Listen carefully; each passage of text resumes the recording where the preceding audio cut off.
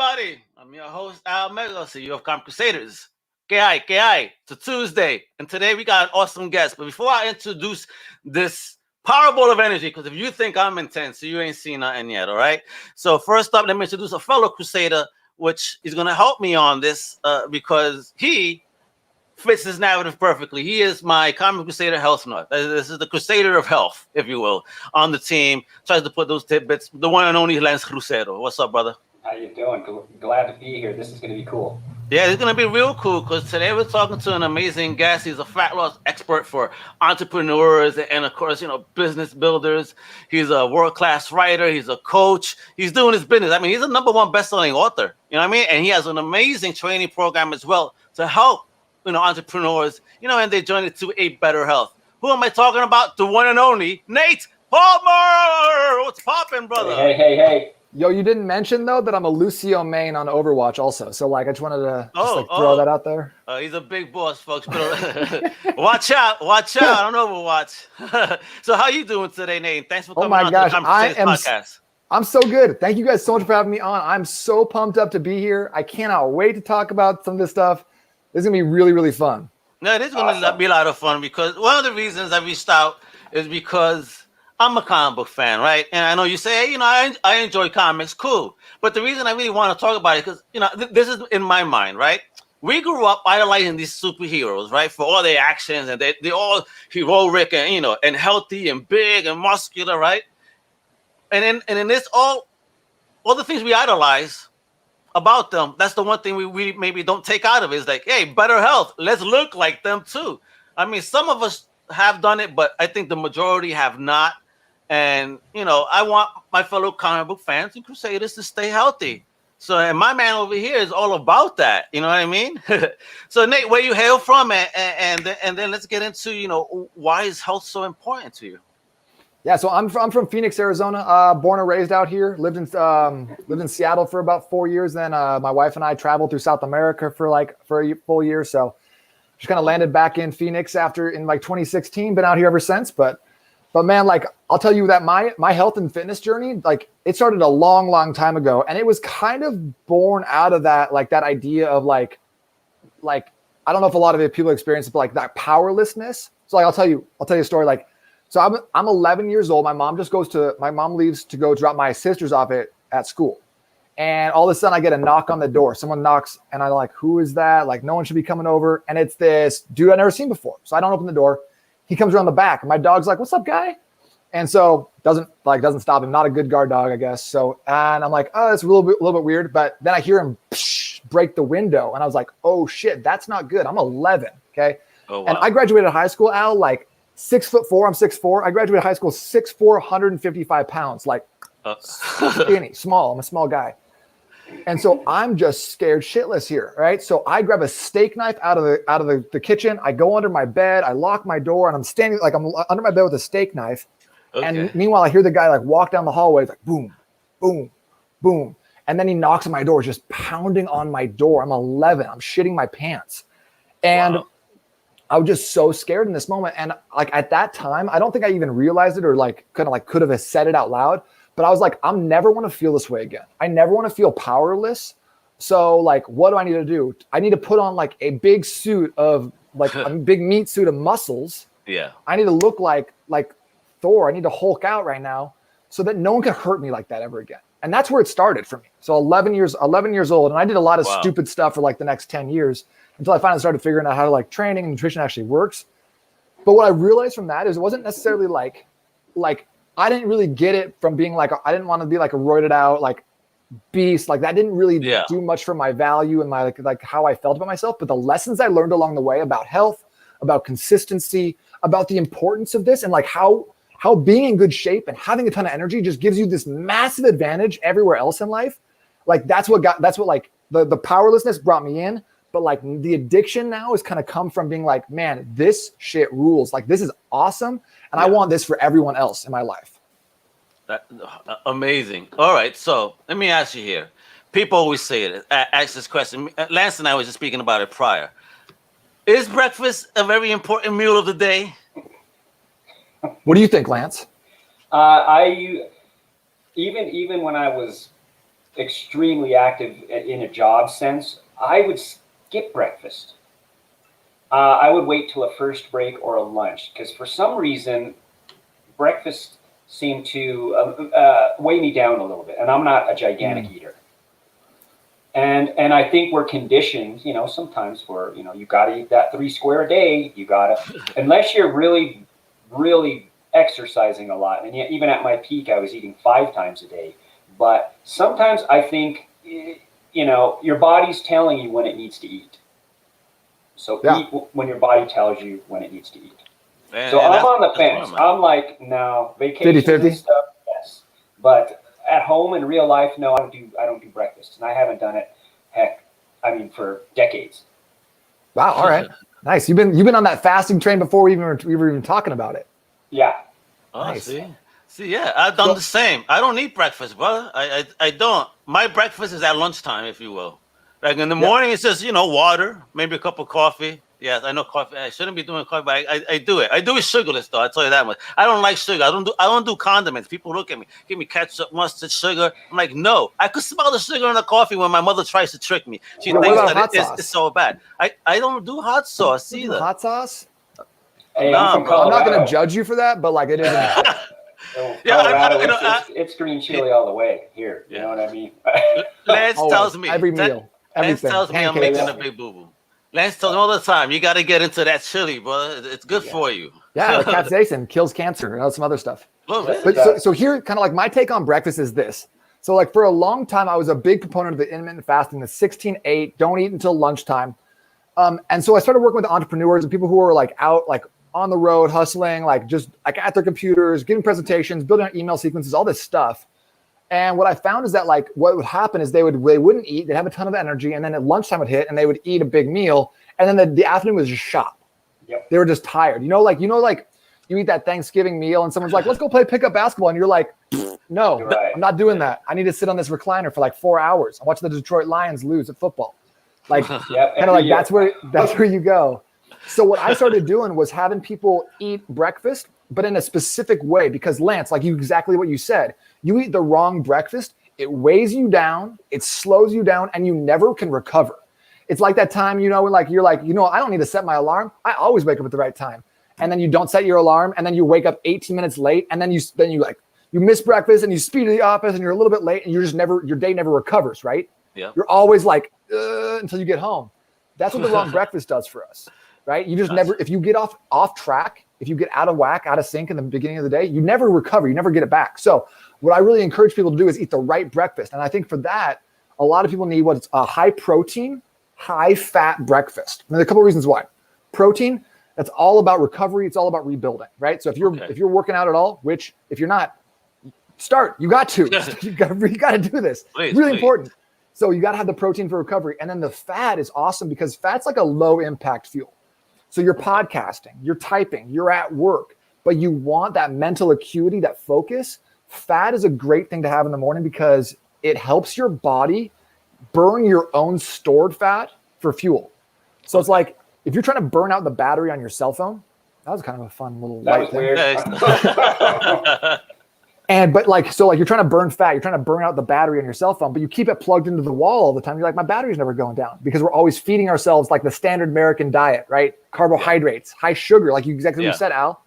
And so what we need to do is we need to unplug. So now we can use our phone, burn through that battery. Now we eat the right breakfast, burn through our fat stores, let those fuel us, not only physically, but mentally too, because that's what we need right now. Not a lot of us are like triathletes or like out, digging ditches all day long for work. So we need that mental focus, that mental acuity. So a light breakfast with proteins and fats is going to get you through the day, smooth energy all day long. And then lunchtime, another light meal. And then you have a bigger meal at dinner time. Really help use that to like recover, repair, rebuild, and shift your body. I'm kind of getting ahead of myself, but like shift your body with a bigger meal into that rest and digest state, that slow down state when it's the right time for you, when it serves you, not at lunch because everyone in the US is saying, hey, Honey Nut Cheerios, that's a wholesome part of a complete breakfast. Okay. So what I would say, like Lance, if you haven't done this in 10 years, just try it out. Give it 2 weeks or so and see what your thing is. Like, don't approach it like I'm doing a diet, but approach it like the scientist, right? Give it Give it that like 2 weeks and just be like, I'm curious. How is this going to be for me? And see what happens with your energy. See what happens with your mood. See what happens with your weight or your body fat. Like, just give it a couple different metrics to check, and just take that like that N1 approach. That experiment of one. You know. Right. And I think you nailed something that a lot of people kind of shy away from. Is, I mean, the word fat. When you say that, everybody recoils. Fat. Yeah. But some fats have been given a bad rap. Totally. And people avoid it, and it's like, well, that's the kind of fat you need. You need, there are fats you need in your life versus we know which ones you don't need, fast foods and what have you. But I realized that the good fats worked great for me. I didn't feel. Yeah. So like, I'm not talking about like Doritos here, right? We're talking about like avocados or egg yolks, peanut butter, almond butter. So for me, like I get up and I kind of like get the kids going, and I try to like get out the house pretty early. So I'm always making a protein shake. So I'll do a couple scoops of protein, get about 50 grams there. I put 2 tablespoons of peanut butter, and like I'm out the door. And what I love about a protein shake too is I'll add in things that I think are beneficial for me. So if I want like a little bit more energy, I'll put in some like matcha powder. If I want some more like blood flow and vascularity, I'll put in some like chaga, the mushrooms. I'll put in some creatine if I'm going to be working out. Like you can kind of like tweak it to make it like really fit with your own personal needs and necessities for the day. So I'm a big fan of protein shakes. I just think they're just the simplest thing in the world. Well, how do you figure out all these ingredients that you're dropping here? A little bit of this, a little bit of that. I'm like, yo, what's going on here? I feel like I'm in a world-class restaurant. What's popping? I mean, how do you figure out these ingredients? So it's really simple. You just need to take 12 years to just do as much research as possible on all this, everything nutrition and fitness oriented. Not even a big deal. $10,000 out the door. I'm just kidding, but like, no, it's true. Honestly, Al, I geek out on this stuff. I love this stuff. I love talking about it. And if anyone wants it, what I would love to do is give your listeners like an opportunity. I have like a shake cheat sheet. So I talk about like, if you're gonna have a shake for breakfast, here's what it should look like. If you're gonna have a shake for lunch, here's what it should look like. Is it this right here? Is that the 5-day sugar detox? No, but how about this? I'll get it made up in the next hour or so, and I'll get you the link for it. But then I have a bunch of ingredients and what the ingredients do for you, from like cinnamon to like, I'll talk about nicotine, talk about salt, talk about like anything you want to. So I got that resource. Let me just get it to your people. Wonderful. Send that on over. We need that. Go ahead. Yeah, that's cool. I was gonna say, let's rewind back to 11 years old. And you were talking about that experience of not wanting to feel weak. Well, even going back, obviously, we're all different ages. Like if I go back to my 10, 11 years old, it was a different time of Lou Ferrigno, Arnold Schwarzenegger, John Elway. You know what I'm saying? Michael Jordan. It was a different realm of physical fitness, my generation. And anytime you can turn on even the TV set, you're going to see something that's going to influence you to say, I want to try to be healthier. How do you think that's changed generationally? Because we were out there. We wanted to be these athletes, these star athletes, even if it didn't matter what size you were, didn't matter how tall, short you were, asthmatic, allergies, you're out there trying. Truth. What about today? What about how do you equate that the difference in a generational upbringing aside from diet influence? Where do you think it lies anymore? This is a great question, and that's something I love to talk about this sort of thing, because it is like weird how things change generationally, and like what's old is new again. So when we were growing up, like I wanted to be Schwarzenegger. I saw Schwarzenegger in The Predator. I was like, you think that guy would let someone walk into his house? No. Come on, Bennett. What's the matter? Right. Yeah. Stick a knife in me. Turn it, look into my eyes, and see what goes on in there. Don't deprive yourself of some pleasure. No, that dude is taking it to the limit every single time. So like that's what I wanted to do. I wanted to be the Lou Ferrigno as the Hulk. Like these guys were like just monsters, right? Yeah. But then we've seen kind of like Hollywood. Like, and I really think the big shift started at Fight Club. And I'll tell you why. It's because like every guy saw Brad Pitt in Fight Club, lean back, being like, first rule of Fight Club, don't talk about Fight Club, and he's looked shredded, right? Dude's 145, 150 pounds. He is little. He's really small. He looks amazing, right? No discredit to Brad Pitt. Absolutely. Right.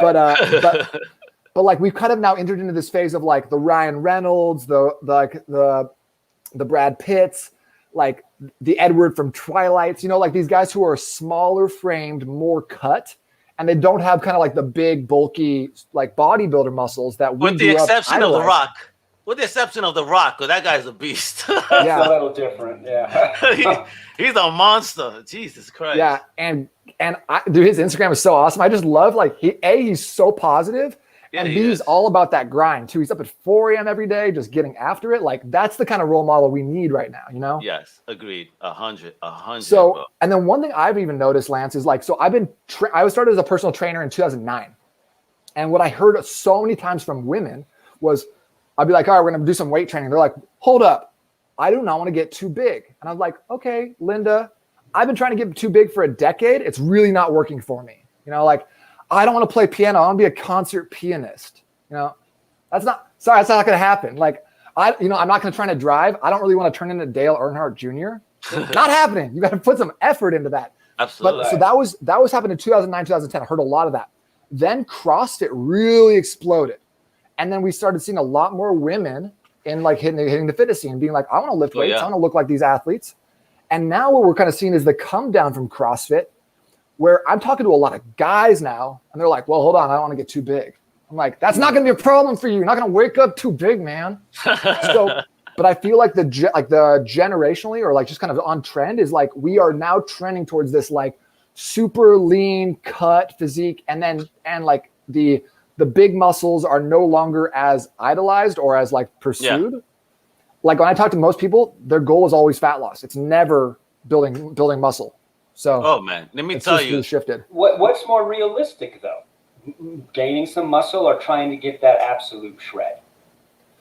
That's a really good question. So I feel like to get the absolute shred, to look like Brad Pitt in Fight Club, it requires a lot of sacrifice. You have to work your ass off for that. You have to really put in effort. You have to be hungry a lot. Like, so maybe that's in the cards for you. Maybe you'll see that and go on a beach vacation, something like that, and you can do it for a little bit. But realistically, what's more realistic for most people is having like, a 2-pack or a 4-pack and then building a little bit of muscle. You're going to feel really good. You're going to look great in your clothes and outside of your clothes. You're going to look great at the beach. You're going to be confident with like in the boardroom and also in the bedroom. I think like that's the realistic thing. Yes. Like this guy came to me the other day and he was like, oh my God, did you see Boss Level with Frank Grillo? I want to look exactly like that guy.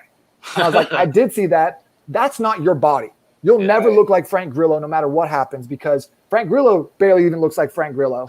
Like, like you are just like, I mean, he's like in his hair and everything. I was like, I can't help you with your hair. Like, so like, I think one of the lies that we get told is that like, oh, look like Ryan Reynolds in 6 Easy Steps. And like one of them is having that smoldering expression, Too funny. But it's really like, how can you look like the best version of Almega? How can you look like the best version of Lance Lucero? Like, because we all look a little bit different. Our bodies, our genetics, we blame our parents for stuff. We hold our fat in different places. So how can you do the best by you and look like the sickest, most absolutely like healthiest, leanest, meanest version of yourself? That was me in my mid-20s, brother. Oh my God, we went to South Beach with wifey, and let me tell you, I was working out hard then. But I love the lean muscle, because in my workouts, then what I would do, let's say for example, I could do 80 on arm curls, but instead of doing the 80, I'm cutting it in half and doing double reps. So it'll be 20 or 40 as opposed, I'm working on those lean fibers and whatnot. So I had nice cuts. Yeah, exactly. Slow way down. And it was working. I was looking good. I was like, my wife touched my phone. I was like, damn, baby, those feel hard. I was looking like Popeye and shit, Throw the picture up. Let's see that South Beach picture out. Wifey has not ever allowed that picture, because one day she did post it, at that time back in the day, and she had a friend say, you should take that picture down. I'm like, you know what, for real. I'm like, what? And like, it's time displacement. I mean, Al, if you're trying to throw up a link for your OnlyFans right now, like I'm here for that. Coming soon, maybe. I need the money, kiddo. Hell yeah. So, all right. There's something for me. Definitely, I want to know, right? Because when I've gone to conventions, those are long hours. Those are 4-day shows. I'm walking around and I'm networking. And I mean, I'm not eating as well as I should. So, being that busy, how can I create that on-demand type of energy that I need to give me that oomph and boost to keep going? Yeah, that's a great question, because if you're at a convention, you're talking, you're networking, Like you're having conversations and you got to bring your A game, right? No one's going to want to be like you're like, hey, how's it going? Like, yeah, I'm Al. Like that's not A, that's not who you are. That's not B, who wants to talk to that person?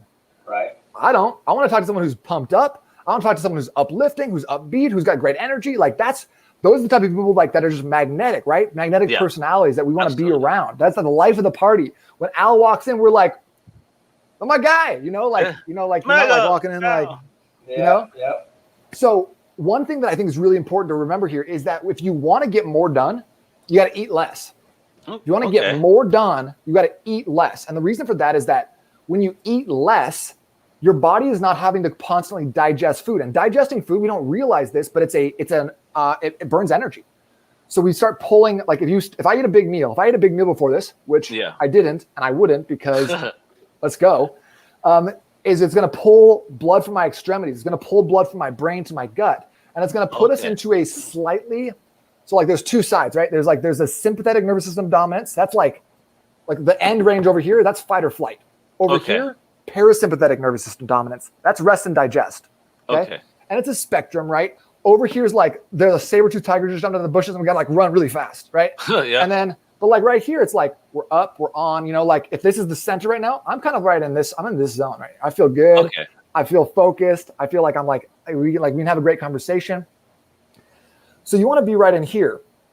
And when you have a big meal, especially, it shifts you over to the other side. It shifts you to the parasympathetic nervous system dominance because it's your body's like, all right, great. Saber-tooth tiger we're not worried about it. We can eat that woolly mammoth right now. Just sit down with your friend Grog, roast a little bit by the fire, have some wine out of a bathtub, like whatever it is.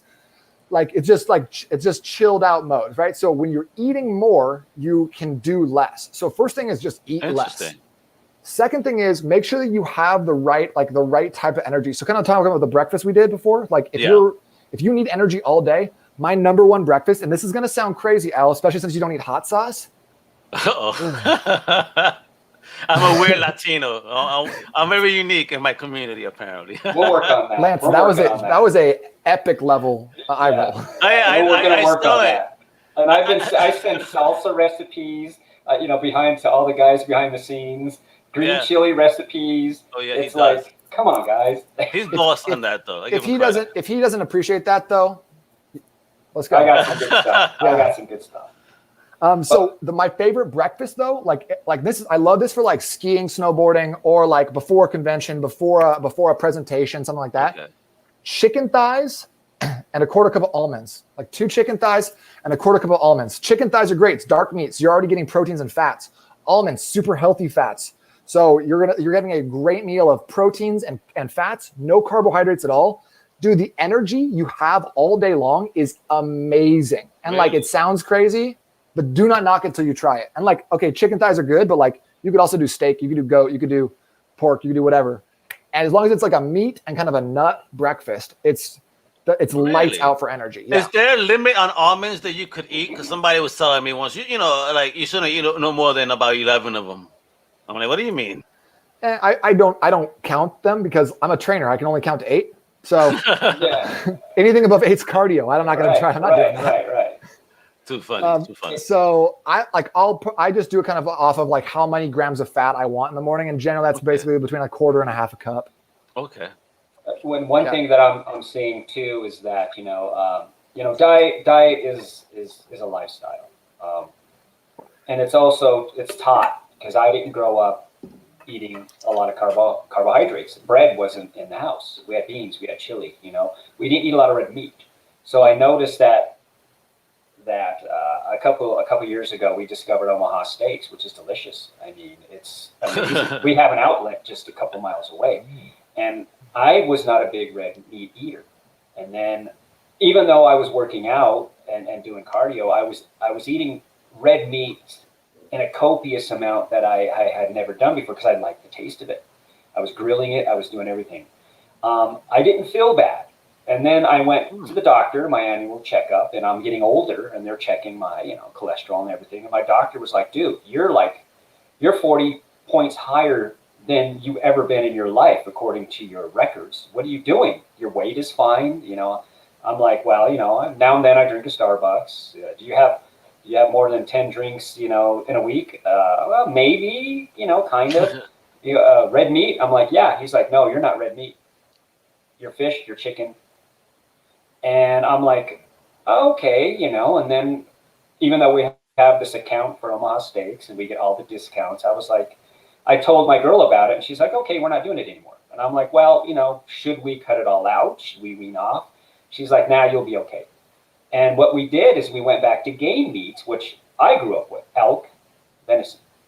And venison. Okay. I never had venison. It's delicious stuff.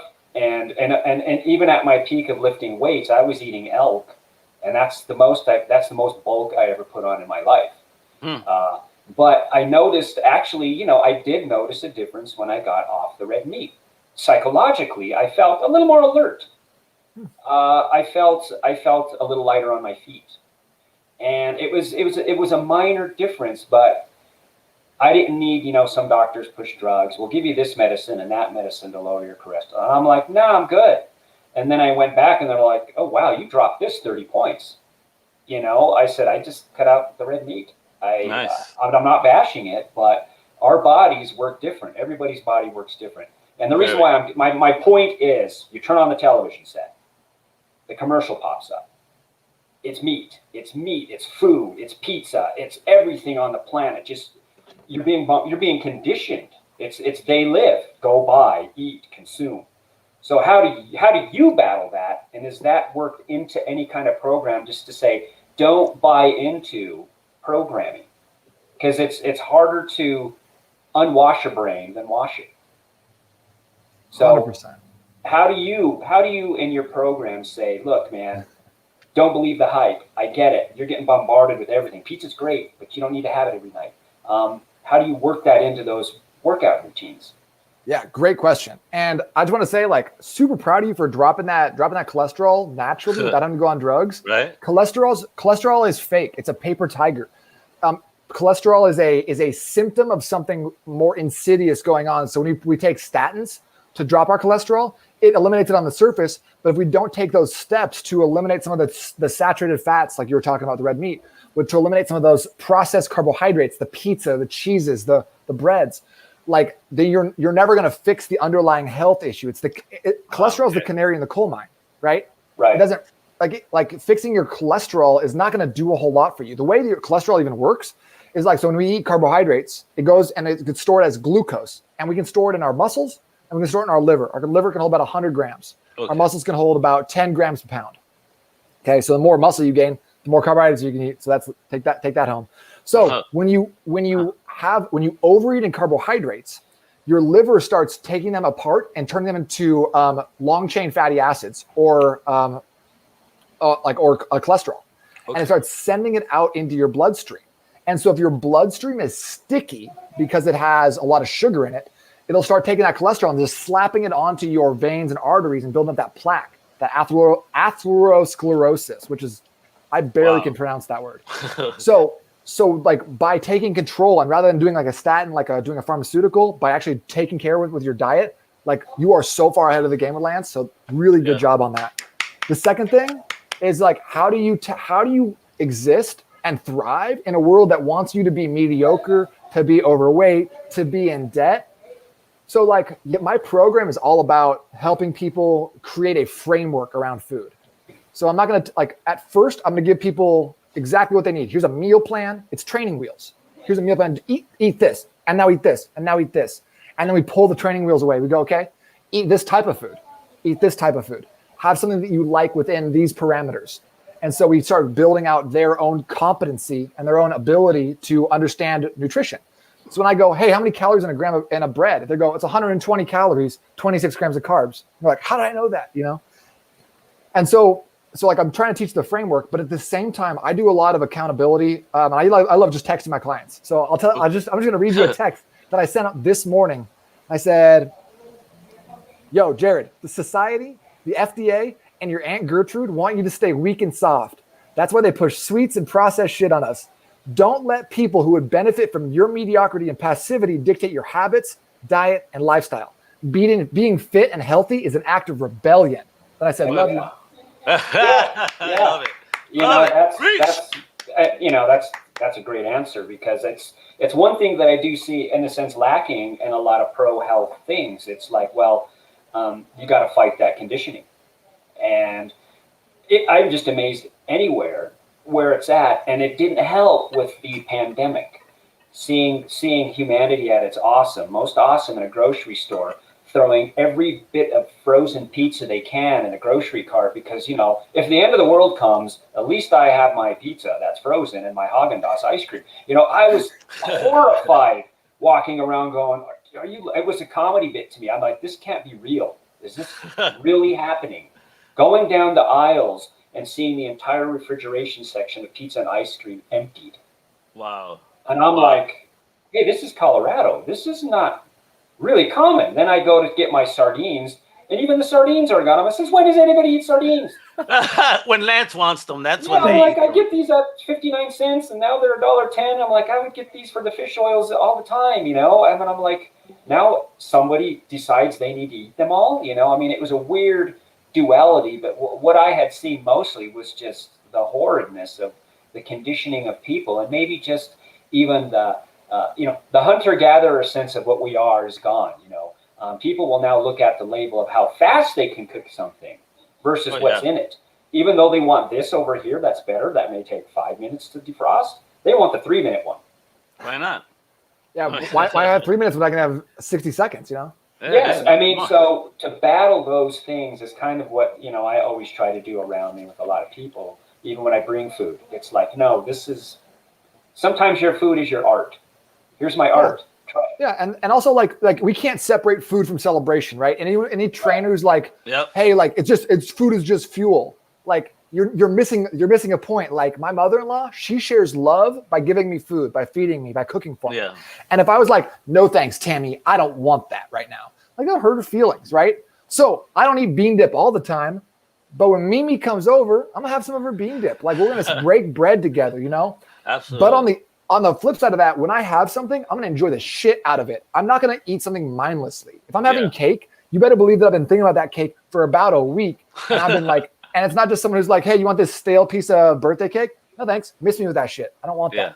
But like if I'm like, you know what I want next week? I want this specific type of ice cream. I want this type of thing. Like I'm going to go have those things. I want a Cinnabon. I don't give a shit. I'm going to make a plan to do it, and I'm going to enjoy it so much. But then all the other times, like, try to be as stoic, as savage as possible and be like, people are like, hey, you want to have this half a donut? Get that out of my face. And, like, sometimes it honestly takes that kind of, like putting that, like, aggressiveness in your own head about food, because it's so easy to become just like, oh, I'll just have one, you know, like, I'll just have a couple Doritos. And until you go, no, I don't eat that. Like, it's hard to break the cycle. It's hard to go just like you have to either go cold turkey, because it's really hard to be like, oh, I'll just have two. No food scientists, guys, like they make millions of dollars by making food that's hyper palatable, which means that, like, think about a McDonald's burger, right? Yeah. You eat that thing in 3 bites and you don't even chew it. It's so soft. It just goes down easy. And that's on purpose. That's on purpose. Because who eats a fry like this? One fry. Yeah. We do this, and you know, like, you're like stuffing it into your mouth. You've seen how many fries you can How get many? Yeah. And that's a food scientist trick. They put the right amounts of sugar, fat, and salt on those things to make them craveable. We can't help ourselves. We are being manipulated by our environment, by the people around us who are going to benefit from us eating more of those foods. So we have to be savage and we have to be rebellious in order to get away from those sorts of things. Because if we just let stuff exist, if we just like go with the flow, then we are going to end up average, mediocre. And that's not what we want. And I don't want to be that. I don't want to be that at all, man. And let me tell you, it's kind of hard then in my sense, because being Latino, you know, food is everywhere, man. Our culture, I mean, you walk into the house, it's not a small plate. They don't give you healthy portions, my friend. They give you mountains of food and expect you to eat it all. Like, oh my, like just start unbuckling from the moment you start putting that first spoon in your mouth. Feel me? And if you don't, the chancla comes out, right? Oh my God! Listen, that chancla is really it's tough, man. I have many memories. Listen, that's what I always say. If my mother pitched for the Mets, even though I'm a Yankee fan, but the Mets probably would have been a better team with her as a pitcher. You know, instead of baseball, it's chancla ball. You know, let's see what happens over here. All right. So I have another question for you here. So, in regards to like a sugar detox, critical. A lot of us, are gamers that watch the program. Comic book readers, and again, those fast eaters at a convention where, like Lance said, not a patience to wait for something to get cooked and have the quick fix, maybe a bag of chips. It's like, how can we really combat that detox? I mean, it says, okay. So what's that first sign that we need a sugar detox? Yeah, this is a good question. I think this really relates to what we've been talking about with breakfast and being rebellious, is that like if you start feeling like you are always hungry, 10:30 comes around, you're like, man, I'm hungry for something. I gotta get something sweet. After lunch, 2:30, you're like, I could have a little something, just something to take the edge off. After dinner, you're like, you're in the fridge. You're in the fridge like 4 times, and each time you're like lowering your standards until you're like, oh, I guess I'll just have a piece of cheese and like some mustard on it. Like, oh man, like every time you go, the standards get a little lower. Yeah. So when you feel like those hunger pangs coming on, when you feel like I'm just having a little, that means your body is deconditioned. It doesn't understand when you're full, right? So we have bacteria in our gut, right? And it's good for us. That's like, it's part of our gut health or microbiome. You've heard that word before, maybe. Okay. But basically, there's good bacteria and there's unhealthy bacteria. And the unhealthy bacteria is fed by, you got it, sugar. So the more sugar we eat, the more this bacteria grows and grows. And the craziest thing about this is that bacteria can actually literally has a direct line to your brain where it hits up. It's like, can we get a little bit more sugar down here? The boys are kind of hungry. Gotcha. So it becomes the White House in that area, That's right. With the red buzzer. Get me some snacks now, boy. Yeah, it hits the button, like send it. So, so like what starts happening is we stop being conditioned to understand if we're actually hungry, and we start listening to the whims of the bacteria that's fed off of sugar. So that's where this is coming from. So if you're feeling that, if you feel low energy, if you feel like you have these like weird energy like swings the other day, you need a sugar detox. And the sugar detox is something I want to give to your audience if they want to jump into it. It's a 5-day program. It's free. You should get after it. But basically what we're going to do is we're going to do day 1. So easy, y'all. I'm just going to tell you what it is. Day 1, you got to wake up. You have a little bit of lemon juice in your water in the morning, and you have a little bit of apple cider vinegar. Help you digestion, help you with insulin. Okay, that's all you do day 1. That vinegar is tough though. My wife, the mama, whatever. The mother. Oh my God, yo, Jesus Christ! She made me take a cupful of it. I was going to die the first time I tried. No, I mean like a shot glass. She gave me a shot glass where like messing with me. It was on a dare. I'm thinking all out macho. Let me tell you, man, that my eyes were gonna pop out my head. I was gagging. I thought I was gonna die. It's like spicy shoes. It's like oh God, it's got a funk to it though. So what I always do is I always recommend everyone have 32 ounces of water in the morning. So first glass, water, lemon, apple cider vinegar. Second glass, just water. Wash it down. Get rid of it. Okay, that's all you do day 1. But just mix it though. Just mix everything up. Yeah, I just put it in. Okay. Yeah, don't overthink it. Easy. Day 2, all we do is we're adding. I'm thinking of it as a physical detox. 3 10-minute things that you can do so easily anywhere in your house, anywhere in the world. After your meals, okay? Super easy. Day 3, I'm going to give you access to what I call my healing salad. It has tons of vitamins, minerals, nutrients, phytonutrients, different things that are just going to help your body get into a place where it's feeding the right bacteria. And then day 4 is the magic. Day 4 is when the magic happens. And I'm not going to tell you exactly what it is, but it's when if you do this sugar detox and you go hard on day 4, you're going to wake up on day 5 and feel completely different. Okay. Is that enough of a hook? And it makes me think too. It makes me think like right now. Yeah. As far as sugar goes, what's in your house? Like what's in your house right now, sugar-wise? Fruit. I can't. So I talk about being rebellious, about being a savage and stuff like that. But like honestly, if there were brownies in my house right now, I would eat them. It's hard not to. So I don't bring it home. Right. I don't bring it home. It can't be here. Don't bring it here. I mean, I think we have bark thins. That's it. And dehydrated strawberries. You know what I mean? It's like, don't put it in your house. You're not going to eat it. And that's been the best diet tip of all time. Right. And that's how we grew up. You don't need cookies. You don't need candy. And we didn't have it. So I didn't need it. That's funny, though. My daughter's a college student. And, she gets her snacks because she's up late doing homework. But now she's on this vegan thing. Oh, my God. I mean, intense. I mean, it's good, I guess, health wise, but yeah, I'm like, all right, my choices have now been so limited because I'm not vegan, folks. I'm on the fence with that one, but But I don't eat the snacks, though. I don't eat the snacks. There's snacks there, and I could actually ignore them. You know what I mean? I get a glass of water, if anything. You know what I mean? Or you know what? Maybe you know what? Get a slice of bread, fold it in half with some peanut butter, just straight up peanut butter. You know the good Jiffy protein one that they got, which is really good. Right. You know, That's how I snack. And like I don't snack. I've never been a snacker. I mean, I come from a big family, and there were some snackers that were bad influences. I had a sibling that just she could never eat alone. Let's eat. Let's have some candy. Let's go to Shop and Go and get a candy. No, I don't want to. All right, I'll go. I mean, it's once again the whole.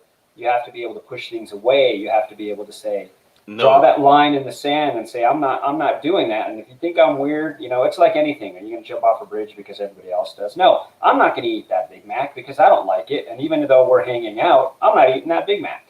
I'm not doing it. The conditioning.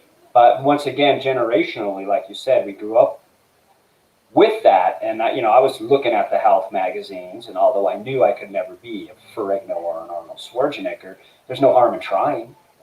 Like I said, you can still be the best version of Lance. Yeah, exactly. And like even every day, like I spend not being Arnold Schwarzenegger, it's still a little better than yesterday. Just a little bit more. I pushed myself one more step, made one more good choice, and that shit adds up. It does. It does, and it helps out in the long run.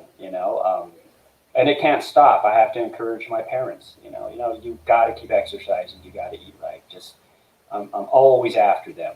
But I'm just that guy. It's just like I like people. You meet good people. You want them to be around. You want to enjoy, and you don't want to be mediocre. You don't want to be brought down. No, absolute refusal. This triangle we got here, no bringing down. No way. Yep. That's what it does. And Nate, I have a question for you, just from your creative side, man, because you're a best-selling author, man. How did you feel when you got that mantle? Like, yo, my book is on the top best-selling list. I mean, how was that for you? I'll just hold it up right now. Yeah. Oh, epa. Show that baby off, man. There you go. Ooh, $1 Million Body Method. You can get it on Amazon right now. You can. It's free on Kindle Unlimited. It's $15 for the hard copy. But it's basically it'll walk you through exactly what we talked about today, like in terms of what to eat for breakfast. In this I cover what I call my 7 daily investments. So like if you want to have vibrant health and fantastic energy, do these 7 things every single day. And I'll tell you right now, 3 of them are breakfast, lunch, and dinner. So really it's only 4 things. But like a really good question about that, and like not a lot of people would ask me this, but I don't know if you guys are familiar with the Enneagram at all. You heard of this? No, I haven't. No. It's like a personality profile test, and so okay. I identify as like a 3, so like an achiever is what they would call it. So I'm all about like, what are my goals? How do I hit them? What are my next step? How do I hit them? It was really funny because I finished the book, I got it in the mail, and then I launched it on Amazon, and like 3 days later I was like, hit it bestseller. You sell a certain amount, and you hit the bestseller. And my wife got her 2nd master's degree that same exact day. And so we're both sitting here with these like pretty cool achievements in our lives. And we're both like, so what do you want to do tonight? You want to watch Netflix or what? and we just had such a hard time like celebrating it. So that's something I've been trying to work on a little bit more, is slowing down and enjoying those victories and stuff, because man, you should. I had a ton of fun writing this book, and it was such a labor of love to I designed the logo and all the things. And it looks great. Yeah, man. Right here, this guy's like a muscly guy on a dollar bill, and I'm really proud of it. I had a lot of research that I did for it.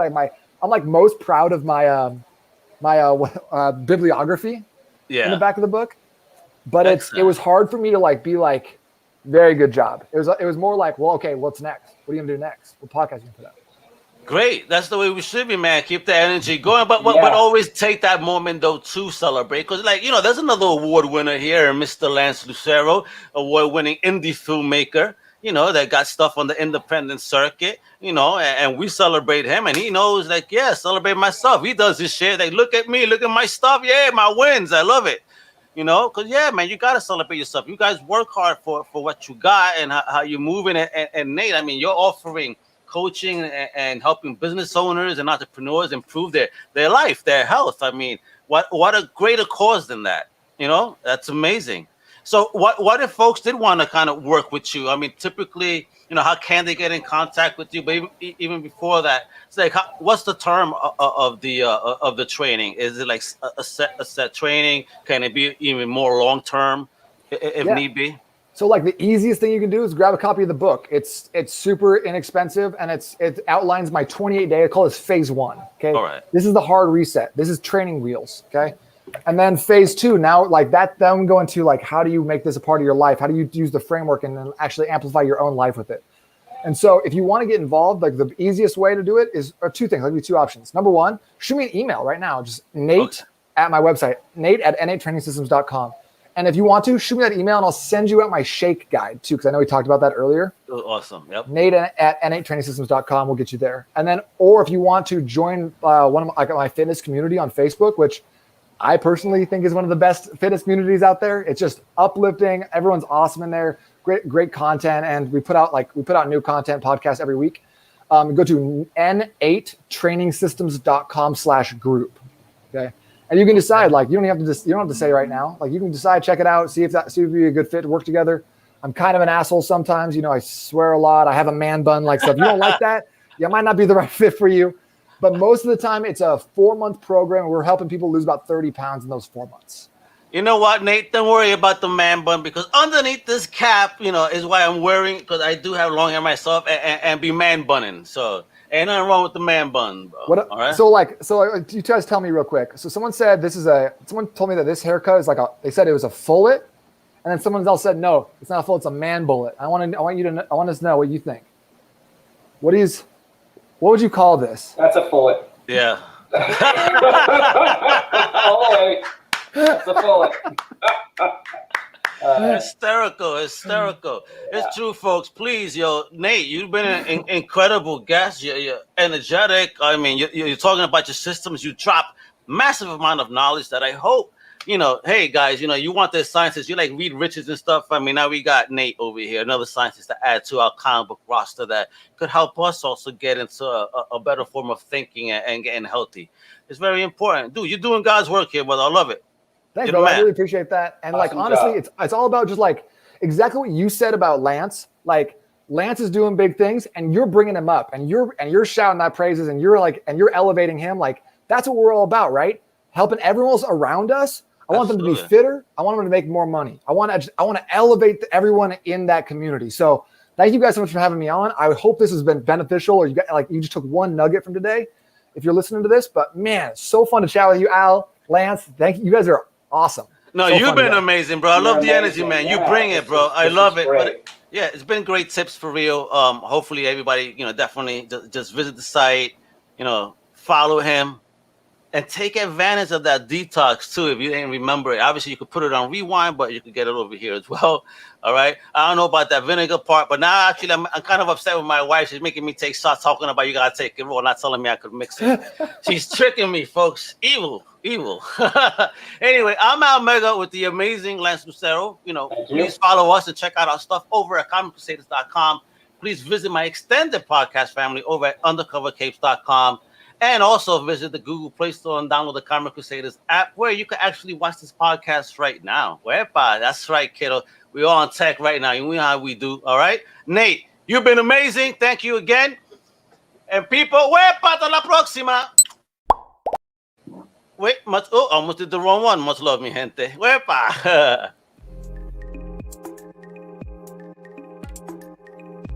Thank you. We hope you've enjoyed this Comic Crusaders production.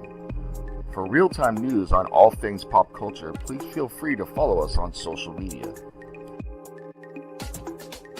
For articles, original content, merchandise, and more, please go to www.comiccrusaders.com. Also follow along with all of the websites of the Comic Crusaders family.